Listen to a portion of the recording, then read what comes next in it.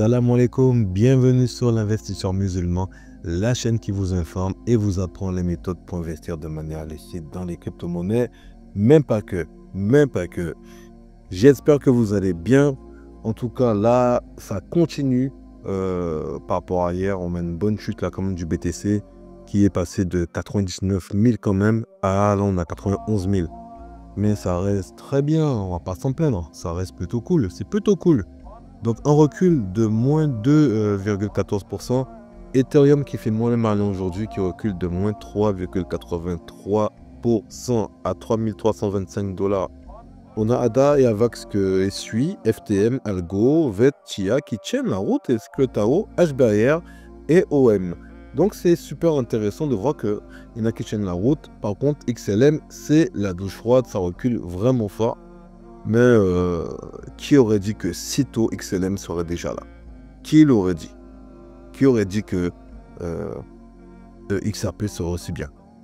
Personne. Enfin, à part les gars de l'armée, bien entendu. Il y a des gars qui nous le disent. Dédicace à Hicham. Ils nous le disent depuis longtemps. On refuse d'écouter. Maintenant voilà. On verra ce qui va se passer. Mais en tout cas, il y a des gens qui donnent de belles infos sur le XRP et le XLM. Je vous aurais dit de les suivre, mais pour ça, il faudrait être dans le groupe Telegram. Il y a, machallah, vraiment de bonnes infos. On va regarder le Crypto Global comme à notre accoutumé. Et on parlait d'algo justement il n'y a pas si longtemps. C'est incroyable parce qu'on a abordé le thème XRP, XLM, XDC. Et il y avait le cas algo. On avait fait pendant les coachings de groupe une sélection de crypto-monnaies. Et moi, je disais que Algo, c'est une très bonne technologie, mais je préfère XRP et XLM. Ils sont déjà bien en place, communauté plus grande, mais c'est vrai que Algorand, c'est quelque chose de costaud quand même, de très costaud. Au niveau technologique, c'est vraiment quelque chose de très bien. Et vous voyez, comme par hasard, aujourd'hui, ça pète. Donc, Phantom pète, Sui pète, Theta pète, Tia pète, ING pète. Et ça, je vous dis que, je disais hier, mais je vous le redis encore, mais il faut rester sur vos positions. Ça peut changer du tout au tout. D'accord? On ne sait pas où Algo peut monter. Qui nous dit que Algo ne fera pas un rallye haussier là, d'un coup, à son tour. Donc vous voyez, donc faut la patience. Alors une chose qui est intéressante, on abordera après, on va d'abord regarder le Scalpex. J'aime bien discuter avec vous, c'est toujours les péripéties de la vie qui arrivent. En tout cas, on a le Fear and Greed Index qui est à fond 119, enfin à fond. Vous entendez? En tout cas, ça se rapproche de l'extrême euphorie. On a reculé quand même par rapport à hier. Je pense que là, les gens commencent à revenir à la réalité des choses. Social Index à fond sur Up et le Market Order Flow en plein milieu sur le neutre. Donc, je voulais vous dire un truc intéressant. Et c'est un petit débat du soir qu'on va aborder quand même. C'est bien de regarder les infos, mais c'est bien de débattre aussi. Et même si je suis tout seul, moi j'ai bien abordé des choses qui sont intéressantes. Le Bitcoin, pour vous, est-ce que la chaîne de blocs, pour vous, c'est solide? Je l'abordais dans une vidéo, enfin dans un post aujourd'hui sur LinkedIn, et je disais que c'est marrant la similitude qu'on avait dans la religion avec la chaîne de transmission et la chaîne de blocs. Moi, je dis c'était bien, c'est intéressant, peut-être que la technologie s'inspire de ça, tout simplement. Je me fais attaquer, on m'attaque le crypto, tu utilises la religion, ceci, cela. Ouais, donc c'est...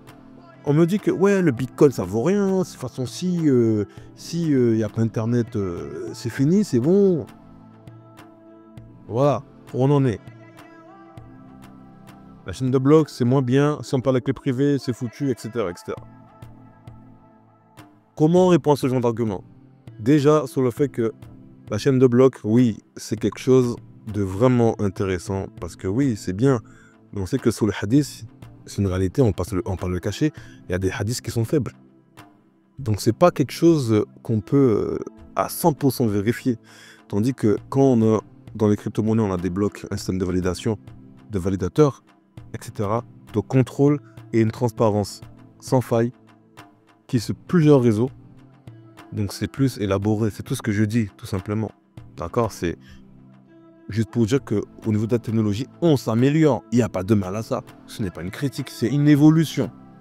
Voilà, c'est mon débat du soir. Voilà, c'est mon émission. On va parler de ça ce soir. Alors aussi, je voulais aborder, et c'est important comme ça, il y a des gens qui vont vous le dire sûrement, et vous saurez vous défendre contre ça. Oui, quand on dit immuable, bon, c'est pas immuable dans le sens, voilà, ça peut pas disparaître, mais c'est que pour dire que la blockchain, c'est quelque chose de solide. Donc, son ordinateur, on peut berger une blockchain, et dans ce Bitcoin, il y a une tonne de personnes qui ont le Bitcoin sur leur disque dur. D'accord? Avec un disque dur de 500 gigas, vous avez le Bitcoin, la blockchain Bitcoin dessus. C'est pas un problème. Tout simplement. Maintenant, sur le fait que il y ait des gens qui pensent que parce qu'on coupe Internet, on ne peut pas utiliser le Bitcoin, laissez-moi rire, mais bien fort. Alors pour ceux qui ne le savent pas, ou pour ceux qui ne savent pas répondre à cette question, il y a des spécialistes qui étaient partis au cœur de l'Afrique et qui découvrent des gens qui sont censés payer en francs CFA, ce qui n'est pas avantageux pour eux. Et ce sont des spécialistes Bitcoin, hein, d'accord, je parle des maximalistes, mais limite. Et qui voient des gens, normal, à la campagne, qui payent avec du Bitcoin et avec des petits téléphones et tout. Comment ça se fait? Il n'y a pas Internet, hein. Voilà, le Bitcoin n'a pas besoin d'Internet pour s'échanger, tout simplement. Les ondes de radio. Le Bitcoin peut s'échanger avec des ondes radio, tout simplement. Voilà. Maintenant, ça vous paraît plus évident, j'imagine. Voilà. Et même par satellite aussi. Donc, arrêtez avec vos trucs d'Internet, là, je sais pas quoi, on ne peut pas utiliser Bitcoin, c'est fini, on coupe Internet, il n'y a plus de crypto. Arrêtez avec ça. Arrêtez avec ça parce que ça ne tient pas la route. D'accord? Je sais que vous n'aimez pas les cryptos. Là, on doit avancer. On doit ouvrir notre esprit pour comprendre la technologie aussi, pas toujours rester fermé. C'est mon coup de gueule du soir, mais je voulais l'exprimer. Vraiment, c'est quelque chose que je voulais partager avec vous, parce que c'est vraiment important de voir que c'est pas normal qu'on ait encore ce genre de réflexion. Il faut poser des questions ouvertes. Le Bitcoin, conforme, pas conforme, pourquoi c'est bien, pourquoi c'est pas bien. Des questions ouvertes, pas non, c'est pas bien, à vite tranché. Et on ne va pas évoluer comme ça. D'accord? Il faut quelque chose qui soit ouvert, en langage qui soit ouvert. Une discussion entre nous, une réflexion commune. D'accord? Qu'on puisse avancer encore une fois. Mais ça, c'est toujours et encore en France. Donc voilà, faut qu'on avance là-dessus. Vraiment qu'on passe à autre chose parce que sinon, ça bougera pas. D'accord? On va regarder ce qui se passe sur le BTC donc aujourd'hui. On voit que même si le recul, ça reste vraiment très prod quand même. On a 45% sur le quatrième trimestre. Et je persiste à croire que c'est un recul pour mieux avancer sur le BTC. D'accord? Ethereum, pareil, ça évolue. Mais allez, on peut aller chercher les 36% de l'année dernière. Et là, on a 31%. Donc, ça réduit.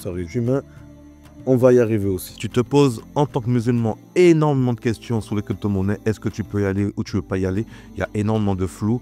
Donc, bonne nouvelle, je vais t'offrir un e-book d'une valeur de 40 €. Tu pourras regarder cet e-book, comprendre les concepts liés à la finance islamique adaptés aux crypto-monnaies, plus une stratégie de 10 crypto-monnaies qui ont été screenées halal par un Sharia board.